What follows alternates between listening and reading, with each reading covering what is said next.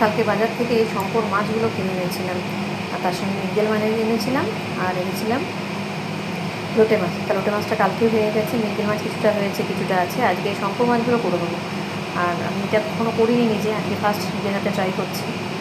মাছগুলো আগে ভেজে তুলে নিয়েছি, আর এখানে কড়াইয়ের মধ্যে আদা রসুন পেঁয়াজ বাটা, নুন হলুদ ধনে জিরে গুঁড়ো আর লঙ্কার গুঁড়ো প্লাস কাশ্মীরি লঙ্কার গুঁড়ো দিয়ে টমেটো দিয়ে ভালো করে মশলাটাকে দেখুন কষিয়ে নেবো।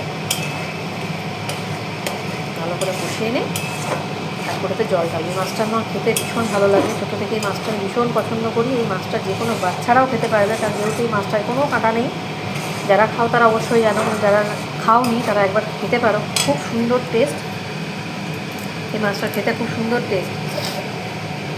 আমি এটা ছোটো থেকে ভীষণ ভালোবাসি খেতে। এটা আস্তে আস্তে কষে নিই মশলাটাকে।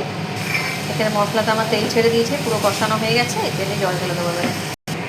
এখানে আমি জল ঢেলে দিয়েছি, তারপর ধনের পাতা ছড়িয়ে দিয়েছি, আর মাছগুলোও দিয়ে দিই। যেহেতু এই মাছটা একটু শক্ত হয়, তাহলে সেই জন্য আগে থেকে মাছগুলো দিয়ে দিয়েছি যাতে একটু সেদ্ধ হয়ে যায়। এটা ফুটে গেলে নামিয়ে নেবো এবারে। মাছের ঝালটা আমার এখানে রেডি হয়ে গেছে, এটাকে এবারে নামিয়ে নেবো। কেমন লাগলো ভিডিওটা বলো।